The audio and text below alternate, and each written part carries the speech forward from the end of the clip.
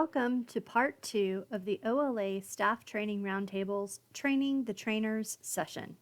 In this section, you will learn about classroom management.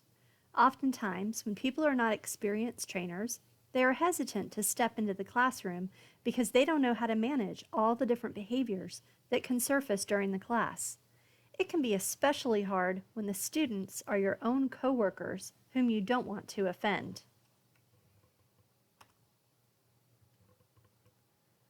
One common issue with classroom management is when things go off course. One way this happens is when the trainer goes off track. This occurs for a number of reasons, including attendees asking for questions that take the conversation off topic. Sometimes the trainer is not a very organized person, and instead of speaking off of facilitation notes, they end up rambling along in free thought form. Sometimes the trainer doesn't know how to get the class back under control when these things happen. Another side of classroom management is when attendees are not doing their part. Someone might show up late, not 5 minutes, but sometimes as often as 30 minutes to an hour. This causes a disruption as the trainer tries to figure out how to get that person caught up while staying on track. But the worst classroom management situations are when the attendees are flat out not paying attention or being rude and disruptive. The good news is that many of the classroom management issues can be nipped in the bud with careful planning before the class begins. Here are some ideas for how to make things go more smoothly. Develop a detailed facilitator guide with talking points and timing for each part of the class. This will help keep things on track. If there's a chance that things might go sideways, consider ahead of time what could be cut if you are running short on time. Practice ahead of time so you know how long it will really take to talk about the content. When practicing, have an audience and tell people to interrupt on purpose. This will help your trainer get used to how to handle the disruptions. Finally, create ground rules for the class. We will cover some of these ground rules in more detail in the next few slides. There are also things you can set up during the class that will minimize the issues you might face. The first time someone is teaching a class, either you or someone else who's more experienced, sit in with that person or co-facilitate the class. This extra body can provide immediate support, help keep track of time, and follow up during breaks to provide immediate feedback. It is also helpful to provide feedback immediately after the class is over, while it is still fresh in your mind. At the beginning of class, set up a parking lot for questions that come up that either require some research or that are off topic and risk getting the class off track. Explain to the class when it starts the purpose of the parking lot and that you will follow up with all the questions afterwards. Providing the explanation before the class starts helps later when you have to add items, so people know you aren't just ignoring their questions. Think about responses you could use ahead of time if there are specific issues you're concerned about. For example, when the class is out of control, you might say, "It seems like we could use a 5-minute stretch break. Please be back here in 5 minutes so we can get started."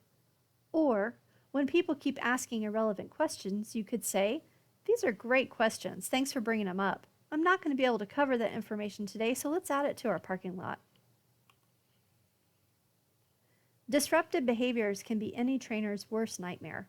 It is helpful to think back on your own training experiences and recall some of the disruptive behaviors you've seen and specifically how well, or maybe not so well, the trainers handled these situations. We are going to cover some of the more common issues in the next few slides.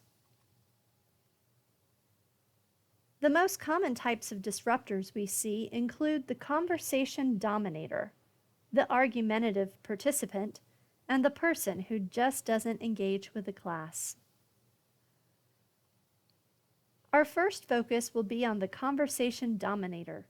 This participant is always ready to answer. They go on and don't think about the other participants in the room.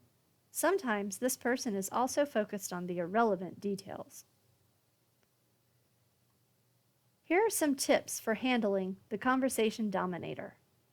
First of all, make sure your ground rules for the class include one of these two models: step up, step back, or wait. Step up, step back asks participants to consider if they are normally the one to offer their opinions during the class, that they step back and let other voices be heard.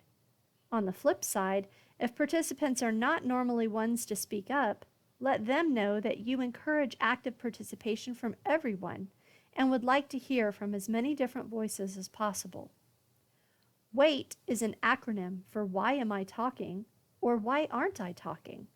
Again, let folks know to think about this acronym when participation is asked for during class. Sometimes you can address issues directly in the class. For example, you might say, "It sounds like you have a lot of experience with this, Susie. Thanks for sharing your thoughts. Let's hear from someone else."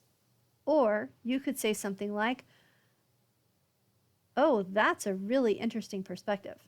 I'd like to hear more about it during break, or after the class, or at some other time that makes sense."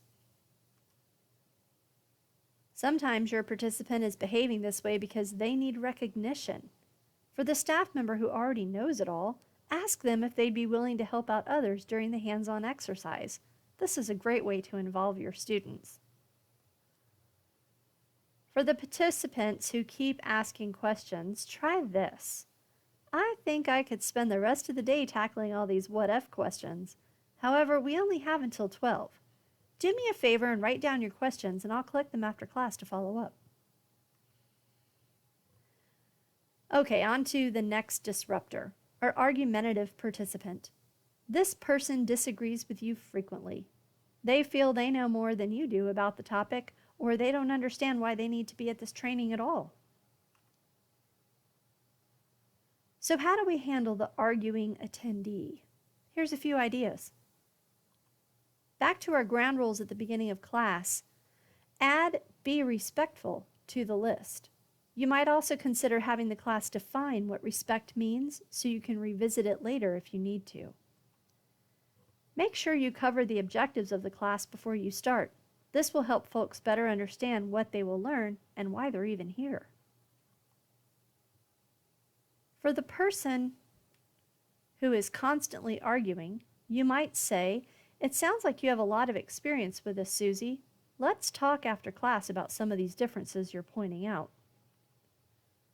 Remember, you can always ignore someone during the class, especially if you're at a loss about how to respond in the moment. At break, seek that person out, preferably outside of the class, and ask them if everything's okay. You could say, "It seems to me like you aren't happy to be here today. What's going on?" Finally, if it's really bad, take a short break and explain to them that their behavior is impacting the class, and that if they don't stop, you will have to ask them to leave. Yeah, you really can do this. It's your class. Our last disruptor we will look at today is the participant who is not engaging in the class. They may be having unrelated side conversations with other students, looking generally distracted or unhappy, or even dozing off. Here are some tips for handling the unengaged person. First of all, back to those ground rules. Include ones that say "be curious" or "listen to understand." Let folks know that one of the best ways to learn is to ask questions and listen both to the content you're delivering as well as the conversations happening during class. Sometimes people are just tired, and it's okay. It's not a reflection on your class. You could ask them at break if everything is okay. Say something along the lines of, "It seems like this information is boring to you. Is there anything I can do to liven it up for the class?" For the participants who are having their own private conversations, go stand by them and see if they get the hint. You could also directly ask them a question.